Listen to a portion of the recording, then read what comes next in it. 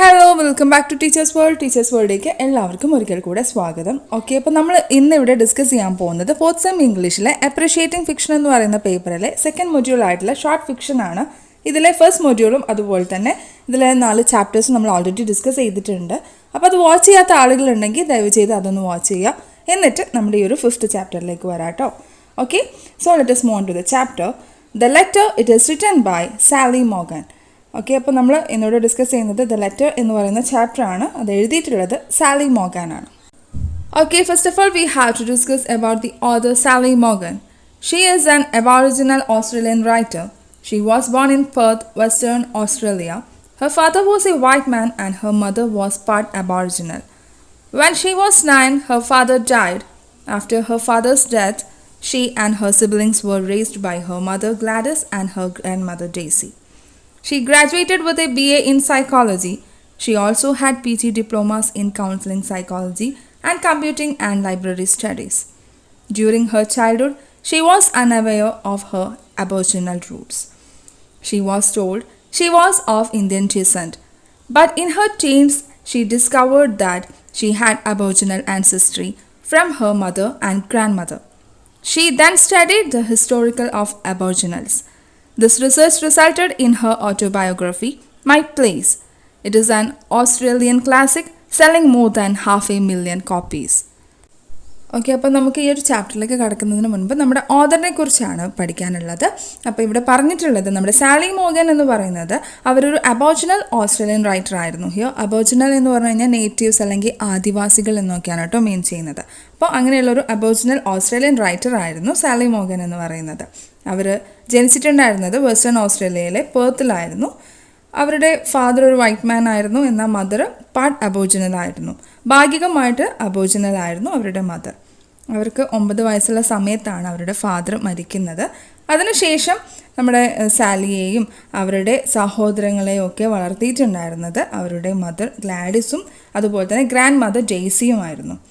Sally സൈക്കോളജിയിൽ BA എടുത്തിട്ടുണ്ടായിരുന്നു. അതുപോലെ തന്നെ കൗൺസിലിംഗ് സൈക്കോളജിയിലും കമ്പ്യൂട്ടിംഗ് ആൻഡ് ലൈബ്രറി സ്റ്റഡീസിലും അവർ PG ഡിപ്ലോമകളൊക്കെ എടുത്തിട്ടുണ്ടായിരുന്നു. അവരുടെ ചെറുപ്പത്തിൽ അവരുടെ ആ ഒരു അബോറിജിനൽ റൂട്ട്സ് അവർക്ക് അറിയില്ലായിരുന്നു. ഇന്ത്യക്കാരാണ് അവരുടെ ആ ഒരു ആൻസിസ്ട്രി അല്ലെങ്കിൽ പൂർവികരെന്നാണ് അവരോട് പറഞ്ഞിട്ടുണ്ടായിരുന്നത്. പക്ഷേ കുറച്ചുകൂടി വളർന്ന സമയത്താണ് അവരുടെ അമ്മയിൽ നിന്നും അതുപോലെ തന്നെ ഗ്രാൻഡ് മദറിൽ നിന്നുമൊക്കെ ലഭിച്ച ആ ഒരു അബോറിജിനൽ വേരുകൾ അല്ലെങ്കിൽ ആ ഒരു റൂട്ട് അവർ മനസ്സിലാക്കിയത്. അത് അവരെ ആ ഒരു അബോറിജിനൽസിൻ്റെ ചരിത്രം അല്ലെങ്കിൽ ഹിസ്റ്ററി പഠിക്കാനായിട്ട് അവരെ പ്രേരിപ്പിക്കുകയാണ് ചെയ്തിട്ടുണ്ടായിരുന്നത്. ആക്ച്വലി മൈ പ്ലേസ് എന്ന് പറയുന്നത് ഒരു ഓസ്ട്രേലിയൻ ക്ലാസിക് ആയിരുന്നു, അതായത് ഒരു ഓസ്ട്രേലിയൻ ഇതിഹാസ കൃതിയായിരുന്നു. അത് വിറ്റൊഴിച്ചിട്ടുണ്ടായിരുന്നത് മോർ ദാൻ 500,000 കോപ്പീസ് ആയിരുന്നു. അതായത് നമ്മുടെ 5 ലക്ഷത്തിൽ പരം കോപ്പീസാണ് അന്ന് ഓസ്ട്രേലിയയിൽ മാത്രം അവർ വിറ്റൊഴിച്ചിട്ടുണ്ടായിരുന്നത്. Okay, then her second book, Vanamuraganya, The Story of Jack McPhee, is a biography of her grandfather. Her another significant book, Sister Heart, is a fine novel about stolen generations. She has authored and co-authored several children's books. Morgan is also a reputed artist. The Art of Sally Morgan is a collection of her paintings and screen prints. It is a celebration of aboriginality, spirituality, life, death, pain, strength, and survival. She was received a number of honors and awards. Okay, അപ്പോൾ ഇവിടെ പറയുന്നത് അവരുടെ second ബുക്കായിട്ടുള്ള Wanamurraganya the story of Jack McPhee എന്ന് പറയുന്നത് അവരുടെ grand ഫാദറിൻ്റെ ബയോഗ്രഫിയാണ്. അവരുടെ മറ്റൊരു സിഗ്നിഫിക്കൻറ്റ് ബുക്കാണ് സിസ്റ്റർ ഹാർട്ട് എന്ന് പറയുന്നത്. ആക്ച്വലി അത് സ്റ്റോളൻ ജനറേഷനെ പറ്റിയുള്ള ഒരു നോവലാണ്. അവർ കുട്ടികൾക്കായുള്ള ധാരാളം ബുക്സ് ഒറ്റയ്ക്കും അതുപോലെ തന്നെ മറ്റുള്ളവരുടെ കൂടെ ചേർന്നൊക്കെ എഴുതിയിട്ടുണ്ടായിരുന്നു. വളരെ കഴിവുള്ള അല്ലെങ്കിൽ വളരെ റെപ്യൂട്ടഡ് ആയിട്ടുള്ള ഒരു ആർട്ടിസ്റ്റ് ആയിരുന്നു നമ്മുടെ സാലി മോഗൻ എന്ന് പറയുന്നത്. അവരുടെ ആ ഒരു വിവിധ പെയിൻറ്റിങ്സും അതുപോലെ തന്നെ സ്ക്രീൻ പ്രിൻസും ഒക്കെ ഉള്ള ഒരു കളക്ഷൻ ആണ് the art of Sally Morgan എന്ന് പറയുന്നത്. അതിൽ അബോറിജിനാലിറ്റി അതുപോലെ തന്നെ സ്പിരിച്വാലിറ്റി, ഇറ്റ് മീൻസ് ആത്മീയത, അതുപോലെ life, death, pain, strength and survival, ഇതെല്ലാം അതിൽ അവർ സെലിബ്രേറ്റ് ചെയ്തിട്ടുണ്ടായിരുന്നു. അതുപോലെ തന്നെ അവർക്ക് ഒരുപാട് ഹോണേഴ്സും അവാർഡ്സും ഒക്കെ ലഭിച്ചിട്ടുണ്ടായിരുന്നു. Okay, these are all about our author. Then after this we have to discuss about the chapter, so let us move on to the chapter. Okay, the letter. The bus was swaying this way and that way. My tired old head was hurt even more. I wanted to cry, but no one cried on a bus. I looked at the old biscuit tin in my lap.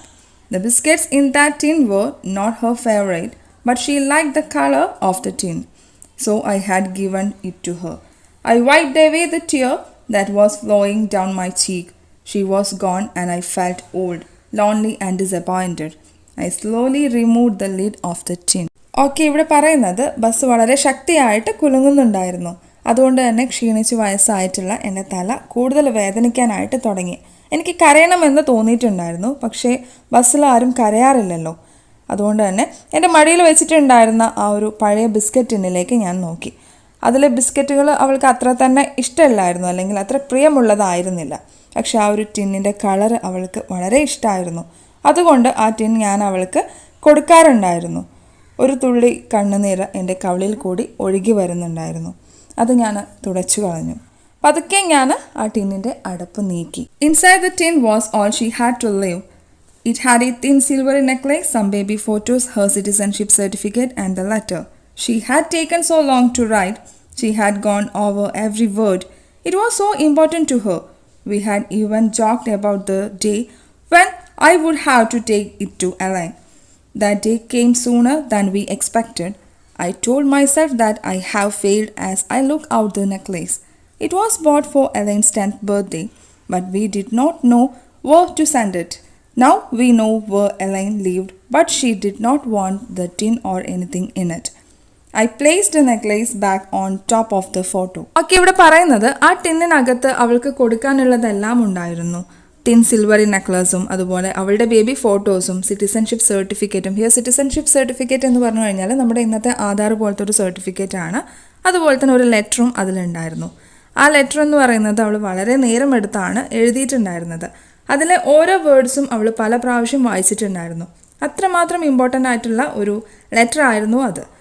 എന്നാൽ ഇവൾ പറയുന്നുണ്ട്, ഞാൻ ആ ഒരു എഴുത്ത് കൊണ്ട് അല്ലെങ്കിൽ ആ ഒരു ലെറ്റർ കൊണ്ട് എലൈൻ്റെ അടുക്കൽ പോകുന്നതിനെ പറ്റി തമാശയിൽ ഞങ്ങൾ സംസാരിച്ചിട്ടുണ്ടായിരുന്നു. പക്ഷെ ആ ഒരു ദിവസം ഞങ്ങൾ വിചാരിച്ചതിൽ മുൻപേ വന്നെത്തിയെന്നാണ്. ഓക്കെ, ആ ഒരു ടിന്നിൽ നിന്നും ആ നെക്ലസ് ഞാൻ പുറത്തെടുത്ത സമയത്ത് ഞാൻ വിചാരിച്ചത് ഞാൻ തോറ്റുപോയെന്നാണ്. എലൈൻ്റെ ആ ഒരു 10th ബർത്ത്ഡേയിലാണ് ആ നെക്ലസ് ഞങ്ങൾ വാങ്ങിയിട്ടുണ്ടായിരുന്നത്. പക്ഷേ ഞങ്ങൾക്ക് അറിയില്ലായിരുന്നു അവൾ എവിടെയാണെന്നും അത് എങ്ങോട്ടാണ് അയക്കേണ്ടതെന്നും. ഇപ്പം ഞങ്ങൾക്കറിയാം അവൾ എവിടെയാണ് താമസിക്കുന്നതെന്ന്. പക്ഷെ അവൾക്ക് ആ ടിന്നും വേണ്ട, അതേപ്പറ്റി ഒന്നും അറിയുകയും വേണ്ട. ഞാൻ നെക്ലസ് ഫോട്ടോയുടെ പുറത്തേക്ക് വെച്ച് ടിൻ അടച്ചു. Okay, then Elaine had said that the baby in the photo was not her. She said it was a mistake and I should stop worrying her. It is the 3rd time I have been trying to see her and it would be the last. I took the letter. It was faded and brown. I read it again. Okay, ഇവിടെ നമ്മുടെ A-line പറഞ്ഞത് ആ ഫോട്ടോയിലുള്ള കുട്ടി അവളല്ല എന്നാണ്. ഏതോ തെറ്റു പറ്റിയതാണ് എന്നും ഇതും പറഞ്ഞ് അവളെ ഒരിക്കലും ശല്യം ചെയ്യരുത് എന്നും അവൾ എന്നോട് പറയുകയുണ്ടായി. ഇപ്പോൾ ഇത് 3rd ടൈമാണ് ഞാൻ അവളെ കാണാനായിട്ട് ശ്രമിക്കുന്നത്. ഒരു പക്ഷേ ഇതായിരിക്കും എൻ്റെ ലാസ്റ്റ് ശ്രമം എന്ന് പറയുന്നത്. ഞാൻ ആ ഒരു ലെറ്റർ എടുത്തു. അത് കാലപ്പഴക്കം കൊണ്ട് ഫെയ്ഡ് ആയിട്ടുണ്ടായിരുന്നു. ഞാനത് ഒന്നും കൂടെ വായിച്ചു. To my daughter Elaine, I am writing in the hope that one day you will read it and understand. You think I deserted you. It was not like that. I was only 17 when you were born at the settlement. They all wanted to know who your father was, but I would not tell. He was a white man. You were so fair, but he had no love for you and me. I promised myself I would protect you. I wanted you to have a better life than me. They took you away when I was 20. Mr. Neville from the Aborigines Protection Board said it was the best thing. He said that black mothers like us were not allowed to keep babies like you. He did not want you to be brought up as one of us. I did want to let you go, but I had no choice. That was the law. എൻ്റെ പ്രിയപ്പെട്ട മകൾ എലൈന്, ഞാൻ ഈ letter എഴുതുന്നത് എന്നെങ്കിലും നീ ഇത് വായിക്കുമെന്ന ഒരു പ്രതീക്ഷയിലാണ്. നീ കാര്യങ്ങൾ മനസ്സിലാക്കുമെന്ന് ഞാൻ വിശ്വസിക്കുന്നു. നിന്റെ വിചാരം ഞാൻ നിന്നെ ഉപേക്ഷിച്ചതാണ് എന്നായിരിക്കും. പക്ഷേ സത്യം അതല്ല. എനിക്ക് 17 വയസ്സുള്ളപ്പോഴാണ് ഞാൻ നിന്നെ പ്രസവിച്ചത്. നിന്റെ ഫാദർ ആരാണെന്ന് അവിടെ എല്ലാവർക്കും അറിയണമായിരുന്നു. പക്ഷേ ഞാൻ ആരോടും പറഞ്ഞില്ല. അയാൾ ഒരു വൈറ്റ് മാൻ ആയിരുന്നു. നീ നല്ല വെളുത്ത കുട്ടിയായിരുന്നു. പക്ഷേ അയാൾക്ക് നിന്നോടോ എന്നോടോ യാതൊരുവിധ സ്നേഹവും ഇല്ലായിരുന്നു. നിന്നെ രക്ഷിക്കാമെന്ന് ഞാൻ എന്നോട് തന്നെ പ്രോമിസ് ചെയ്തിട്ടുണ്ടായിരുന്നു. എൻ്റേതിലും മെച്ചപ്പെട്ട ഒരു ലൈഫ് നിനക്കുണ്ടായിരിക്കണമെന്ന് ഞാൻ ആഗ്രഹിച്ചു. എനിക്ക് 20 വയസ്സുള്ളപ്പോൾ അവർ നിന്നെ കൊണ്ടുപോയി. അബോറിജിൻസ് പ്രൊട്ടക്ഷൻ ബോർഡിലെ മിസ്റ്റർ നെവിൽ എന്നോട് പറഞ്ഞത് അതാണ് ഏറ്റവും നല്ലത് എന്നാണ്. അയാൾ പറഞ്ഞു, ഞങ്ങളെപ്പോലുള്ള അമ്മമാർക്ക് നിങ്ങളെപ്പോലുള്ള കുട്ടികളെ കൈവശം വയ്ക്കാൻ നിയമം അനുവദിക്കുന്നില്ല എന്ന്. ഞങ്ങളെപ്പോലെ ഞങ്ങളുടെ കൂട്ടത്തിൽ നീ വളരണം എന്ന് അവർ ആഗ്രഹിച്ചിട്ടുണ്ടായിരുന്നില്ല. എനിക്ക് നിന്നെ വിട്ടുകൊടുക്കണമെന്നില്ലായിരുന്നു. പക്ഷേ നിയമത്തെ ധിക്കരിക്കാനാവില്ലല്ലോ. I started looking for you when I was 30. No one would tell me where you had gone. It was a big secret. I heard that they had changed your surname, but I did not know your new name. I told Neville that I wanted to see you. It was then I found out that you had been adopted by a white family. You thought you were white. Mr. Neville said I would only hurt you if I tried to find you. I tried to forget you, but how could I forget my own daughter? Sometimes I took out your baby photo and kissed it. I prayed that you would know you had a mother who loved you. By the time I found you, you were grown up with a family of your own. I sent letters trying to reach you. I wanted to see you and my grandchildren. I don't blame and I don't have any grudge. When you get this letter, I will be gone. But you will have the special things in this tin. I hope one day you will realize who you really are and make friends with our people because that is where you belong. Be kind to the lady who gives you my tin. She is your own auntie. From your loving mother. Okay, അപ്പോൾ അവരിവിടെ പറയുന്നത്, എനിക്ക് 30 വയസ്സുള്ളപ്പോഴാണ് ഞാൻ നിന്നെ അന്വേഷിക്കാൻ തുടങ്ങിയത്. നീ എങ്ങോട്ടാണ് പോയത് എന്ന് എന്നോട് ആരും പറഞ്ഞിട്ടുണ്ടായിരുന്നില്ല. അതൊരു വലിയ സീക്രട്ടായിരുന്നു. നിന്റെ സർനെയിം പോലും മാറ്റിയെന്ന് ഞാൻ കേട്ടു. പക്ഷേ നിന്റെ പുതിയ പേര് എനിക്കറിയില്ലായിരുന്നു. നിന്നെ കാണണമെന്ന് ഞാൻ നെവിലിനോട് പറഞ്ഞു. അപ്പോഴാണ് ഞാൻ മനസ്സിലാക്കിയത് നിന്നെ വൈറ്റ് ഫാമിലിയിലേക്കാണ് ദത്തെടുത്തിട്ടുള്ളത് എന്ന്. നീ വിചാരിച്ചത് നീയും വൈറ്റ് ഫാമിലിയിലുള്ളതായിരിക്കുമെന്നാണ്. നിന്നെ അന്വേഷിച്ച് കണ്ടെത്താൻ ശ്രമിച്ചാൽ അത് നിനക്ക് തന്നെ പ്രയാസമുണ്ടാക്കുമെന്ന് എന്നോട് നെവിൽ പറഞ്ഞു. ഞാൻ നിന്നെ മറക്കാൻ ശ്രമിച്ചു. പക്ഷേ എൻ്റെ സ്വന്തം മകളെ ഞാൻ എങ്ങനെയാണ് മറക്കുന്നത്? ചിലപ്പോൾ നിന്റെ ചെറുപ്പത്തിലെ ഫോട്ടോ എടുത്ത് ഞാൻ ഉമ്മ വയ്ക്കും. വളരെ സ്നേഹമുള്ള ഒരമ്മ നിനക്കുണ്ടായിരുന്നു എന്ന കാര്യം നീ ഒരു ദിവസം അറിയണമേ എന്ന് ഞാൻ പ്രാർത്ഥിച്ചു. ഞാൻ നിന്നെ കണ്ടുപിടിച്ചപ്പോഴേക്കും നീ വളർന്നു വലുതായി സ്വന്തം കുടുംബത്തോടെ താമസം തുടങ്ങിയിട്ടുണ്ടായിരുന്നു. ഞാൻ നിനക്ക് പല ലെറ്റേഴ്സും അയച്ചു. നീയുമായിട്ട് കോണ്ടാക്ട് ചെയ്യാനായിട്ട് ഒരുപാട് ശ്രമിച്ചു. എനിക്ക് നിന്നെയും എൻ്റെ ഗ്രാൻഡ് ചിൽഡ്രനെയും കാണണമെന്നുണ്ടായിരുന്നു. പക്ഷേ നീ എൻ്റെ എല്ലാ ലെറ്റേഴ്സും തിരിച്ച് അയക്കുകയാണ് ചെയ്തത്. ഞാൻ നിന്നെ കുറ്റപ്പെടുത്തുന്നില്ല. എനിക്ക് നിന്നോട് യാതൊരുവിധ പരിഭവവും ഇല്ല. ഹിയോ ഗ്രഡ്ജ് എന്ന് പറഞ്ഞു കഴിഞ്ഞാൽ പക, പരിഭവം എന്നൊക്കെയാണ് കേട്ടോ മീൻ ചെയ്യുന്നത്. ഓക്കെ, നിനക്ക് ഈ ഒരു ലെറ്റർ കിട്ടുമ്പോഴേക്കും ഞാൻ മരിച്ചു പോയിരിക്കും. പക്ഷേ ഈ ടിന്നിലുള്ള പ്രത്യേക സാധനങ്ങൾ നിനക്കുള്ളതാണ്. ഒരു ദിവസം ശരിക്കും നീ ആരാണ് എന്ന് മനസ്സിലാക്കുകയും നമ്മുടെ ആൾക്കാരുമായി ഒത്തുപോകുമെന്നാണ് എൻ്റെ പ്രതീക്ഷ. കാരണം അവിടെയാണ് നിൻ്റെ സ്ഥാനം. ഈ എഴുത്ത് അല്ലെങ്കിൽ ഈ ഒരു ലെറ്റർ കൊണ്ടുവരുന്ന ലേഡിയോട് നീ സ്നേഹപൂർവ്വം പെരുമാറുക. കാരണം അവൾ നിൻ്റെ ആൻറ്റിയാണ്. From your loving mother. ഇത്രയും പറഞ്ഞിട്ടാണ് ഈ ഒരു ലെറ്റർ അവസാനിക്കുന്നത്. My hands were shaking as I placed the letter back in the tin. I had tried but it was of no use. Nellie was a strong one in the family and she had never given up on anything. She believed that one day Elaine would come home. I closed the lid firmly and looked out. Suddenly I heard Nellie's voice whispering to me, "You always give up too easy." Elaine was our flesh and blood and I could not let her go so easily. I looked at the tin again and I felt happy. I will make one last try. I will get a new envelope and mail it to her. She might then read it. Okay, അപ്പോൾ അവരിവിടെ പറയുന്നത് ആ letter തിരികെ ടിന്നിലേക്ക് വെക്കുന്ന സമയത്ത് എൻ്റെ കൈകൾ shake ആവുന്നുണ്ടായിരുന്നു, അല്ലെങ്കിൽ വിറയ്ക്കുന്നുണ്ടായിരുന്നു. എലൈന് ആ ലെറ്റർ കൊടുക്കാനായിട്ട് ഞാൻ ശ്രമിച്ചിട്ടുണ്ടായിരുന്നു. പക്ഷേ അത് വിജയിച്ചിട്ടുണ്ടായിരുന്നില്ല. നെലി എൻ്റെ കുടുംബത്തിലെ ഏറ്റവും സ്ട്രോങ്ങസ്റ്റ് ആയിട്ടുള്ള ഒരാളായിരുന്നു. ഒരു കാര്യം വിചാരിച്ചാൽ അത് ചെയ്തേ അവൾ അടങ്ങിയിട്ടുണ്ടായിരുന്നുള്ളൂ. ഏതെങ്കിലും ഒരു ദിവസം എലൈൻ അവളുടെ വീട്ടിൽ തിരിച്ചെത്തുമെന്നായിരുന്നു നെലിയുടെ ഒരു പ്രതീക്ഷ. ഞാൻ ടിന്നിൻ്റെ അടപ്പ് മുറുകെ അടച്ചു. പെട്ടെന്ന് നെല്ലി എന്നോട് എന്തോ കാതിൽ പറയുന്ന പോലെ തോന്നി. നീ പെട്ടെന്ന് തന്നെ കാര്യങ്ങൾ വേണ്ട എന്ന് വയ്ക്കും. എലൈൻ ഞങ്ങളുടെ ചോരയും നീരുമായിരുന്നു. അവളെ അങ്ങനെ വിട്ടുകൊടുക്കാൻ എനിക്ക് മനസ്സില്ലായിരുന്നു. ഞാൻ ആ ടിന്നിലേക്ക് ഒന്നുകൂടെ നോക്കി. അപ്പോൾ എനിക്ക് സന്തോഷം തോന്നി. ഞാൻ ഒന്നുകൂടെ പരിശ്രമിക്കും. ഇത്തവണ ഞാൻ ടിൻ മെയിലിൽ അയക്കും. അപ്പോൾ അവൾ ആ എഴുത്ത് അല്ലെങ്കിൽ ആ letter വായിക്കുമായിരിക്കും. I was out in the yard when the phone rang. I thought by the time I got inside it would stop, but I made it and lifted the receiver. I heard someone asking, "Auntie, busy?" I asked who it was.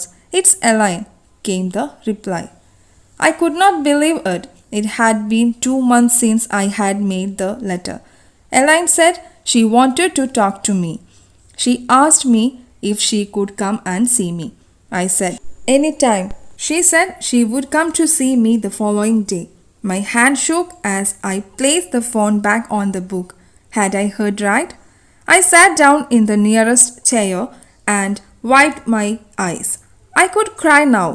I am not on the bus. I felt Nellie was close to me then.